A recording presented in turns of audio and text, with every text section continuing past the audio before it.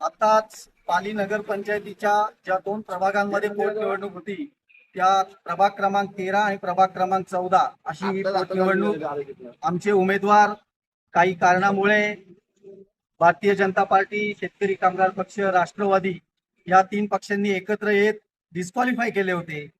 पण मी प्रभाग क्रमांक 13 आणि प्रभाग क्रमांक 14 या दोन्ही प्रभागातील पहिलं मतदारांचं इकडे शिवसेनेच्या वतीने मी त्यांचं जाहीर कौतुक करतो, अभिनंदन करतो आणि त्यांना धन्यवाद व्यक्त करतो की त्यांनी शिवसेनेवरती जो विश्वास ठेवला तो विश्वास आम्ही ह्याच्या अगोदर सार्थकी करून दाखवलेलाच आहे।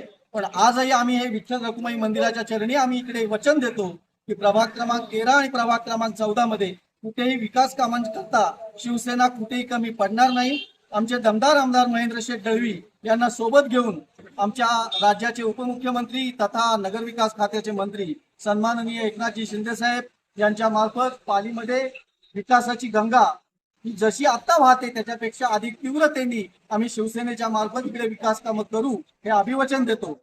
मला सांगायला आणि शिवसैनिकांचं कौतुक करायला इकडे अभिमान वाटतो की ज्या मित्रपक्ष म्हणून ज्यांना आम्ही बोलत होतो ते भारतीय जनता पार्टी असेल, आमचे राष्ट्रवादी पक्ष असेल, यांनी स्वतःची ताकद आजमावण्यासाठी डाव्या विचारसरणीच्या शेतकरी कामगार पक्षाला साथ देत त्यांनी इकडे आमच्या विरोधामध्ये फार मोठी आघाडी उभी केली होती।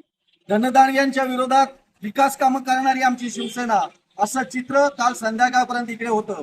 पण प्रभाग क्रमांक 13 मधल्या मतदारांचे पुन्हा एकदा मी कौतुक करतो, अभिनंदन करतो की त्यांनी विकास कामांवर विश्वास ठेवला। ज्या विनायक जाधव यांनी या प्रभाग क्रमांक 13 मध्ये 1,40,00,000ची विकास कामं केली त्याची जाण आज प्रभाग क्रमांक 13 मध्ये ठेवली। स्वयंघोषित गावकीचा उमेदवार आहे अशा पद्धतीने वल्गना करून कामामध्ये भ्रष्टाचार केले अशा खोट्या खोट्या बदनामीजनक प्रचार करून भारतीय जनता पार्टीचं पोट भरलं नाही। एवढं करूनही आदल्या रात्री थोडासा तंटाचा वापर करून आम्हाला घाबरवण्याचा प्रयत्न सुद्धा आमच्या मित्रपक्षांकडूनच इकडे झाला। पण त्याला घाबरणारी शिवसेना नाही। शिवसेना हा मर्द मावळ्यांचा पक्ष आहे।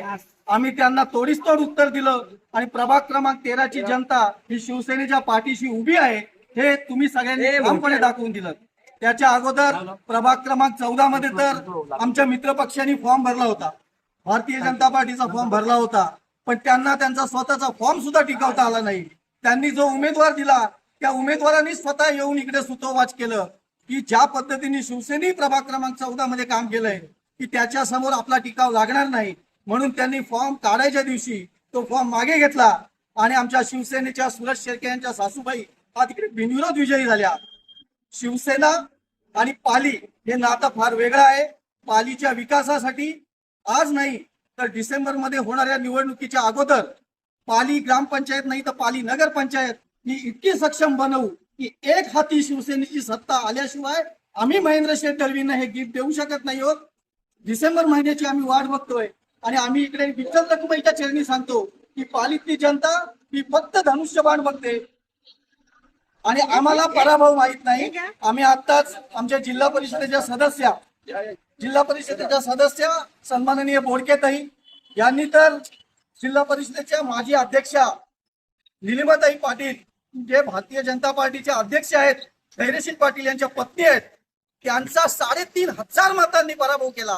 ही ताकद ही शिवसेनेची ताकद आहे आणि शिवसेना हा सुधागड तालुक्यात 1 नंबरचा पक्ष आहे आणि तोच शिवसेना 1 नंबरचा पक्ष आम्ही पाली नगरपंचायतीत पण कायम राहू हा विश्वास मी विठ्ठल रखुमाईच्या चरणी देतो आणि आपल्या सर्व मतदारांचे पुन्हा एकदा सर्व शिवसैनिकांचे माझ्या सर्व पदाधिकाऱ्यांचे इकडे मी अभिनंदन करतो, कौतुक करतो आणि त्यांना धन्यवाद देतो की आपल्या हा एकजुटीचा विजय आहे। अशीच एकजूट आपल्या पक्षामध्ये सुद्धा आपण कायम स्वरूपी ठेवू हे इकडे आपल्याला एक विनंती करतो।